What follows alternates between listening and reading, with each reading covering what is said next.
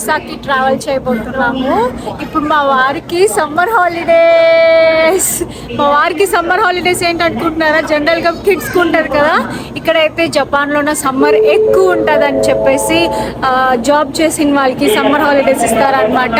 ప్రతి ఒక్క కంపెనీ అలా ఉండదు, డిఫరెంట్ డిపెండ్స్ ఉంటాయి. సో ఇప్పుడైతే మేము ఒసాకా ట్రావెల్ చేయబోతున్నాము. ఒసాకా వెళ్ళడానికి మేము షింకన్సెన్ బుల్లెట్ ట్రైన్ బుక్ చేసుకున్నాం అనమాట. సో ఈ షింకన్సెన్ మొత్తం ఎక్స్ప్లోర్ చేసి ఎలా ఉంటుంది ఏంటి అని చెప్పేసి ట్రావెల్ మొత్తం ఎంజాయ్ చేద్దాము.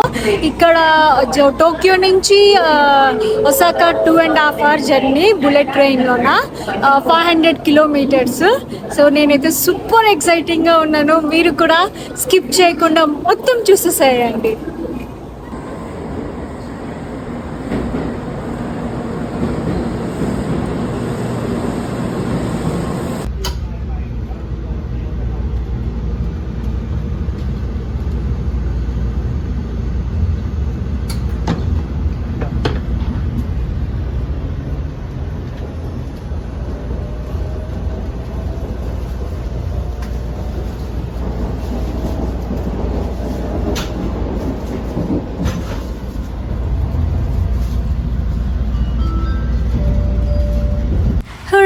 మేమైతే ఇప్పుడు బుల్లెట్ ట్రైన్ ఎక్కిపోయాము.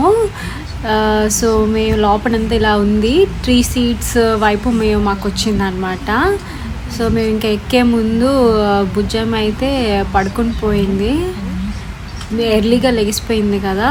సో ఇంకా నిద్ర వచ్చింది, పడుకుని పోయింది. సో ఇప్పుడు ఇది బుల్లెట్ ట్రైన్ లోపల కోచ్ అనేది ఇలా ఉంటుంది. ఒకవైపు 3 seats, ఇంకోవైపు 2 seats అనమాట. మాకైతే 3 seats వైపే దొరికింది.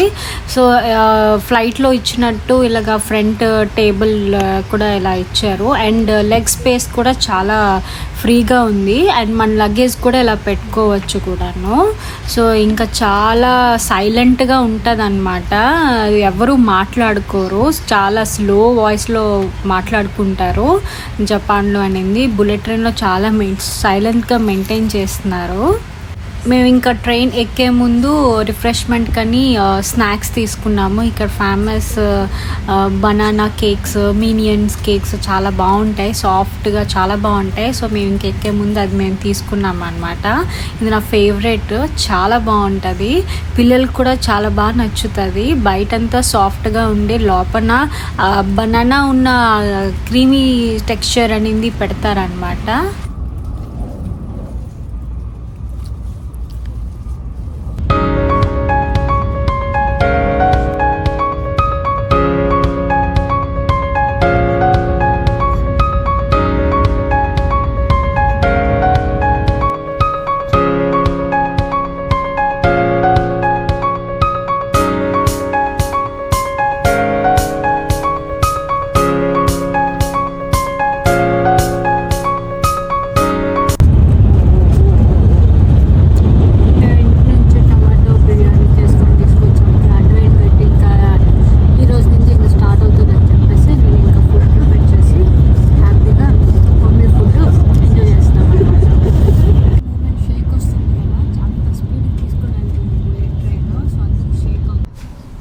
భుజం అయితే లెగిసిపోయింది ఇప్పుడే. తనకి కూడా ఇప్పుడు నేను లంచ్ పెట్టేస్తాను.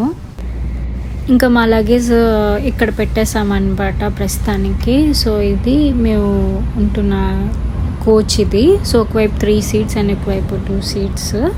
సో ఇలా ఉంటుంది, అటు ఇటు స్పేస్కి ఇచ్చారు. సో ఇటువైపు రెస్ట్ రూమ్స్, నెక్స్ట్ ఇంకా చూసుకోవచ్చు స్మోకింగ్ ఏరియా అని ఉన్నది. జనరల్గా స్మోక్ చేయాలంటే ఇక్కడికి వచ్చి స్మోక్ చేయాలి. ప్రస్తుతానికైతే ఇదైతే క్లోజ్ అయి ఉన్నది. సో లాక్ చేసి ఉన్నదన్నమాట, మనకి తెలియదు.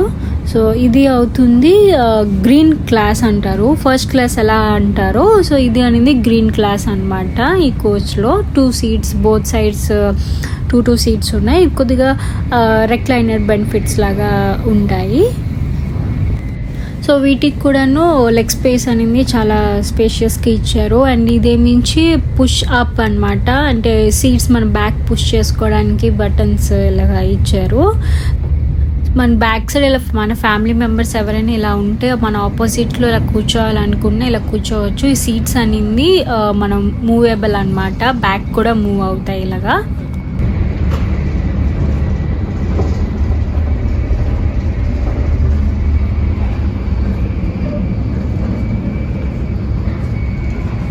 మనం ఇంతసేపు లోపల ఉండడం వల్ల సౌండ్ అనేది మనకి తెలియలేదన్నమాట.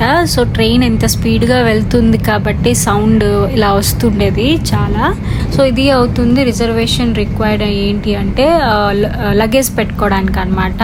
మన దగ్గర చాలా లగేజ్ ఉన్నది, లోపల పెట్టుకోవడానికి స్పేస్ లేదు అని అంటే సో ఇది మనం ఇక్కడ పే చేసుకొని లగేజ్ లాక్ చేసుకోవచ్చు.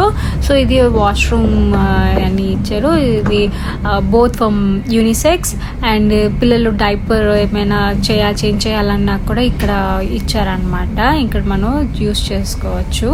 సో ఇట్లాంటి పక్కన ఇంకొక వాష్రూమ్ అనేది కూడా ఇచ్చారు. సో వాష్ ఏరియా కానీ ఇలాంటివన్నీ.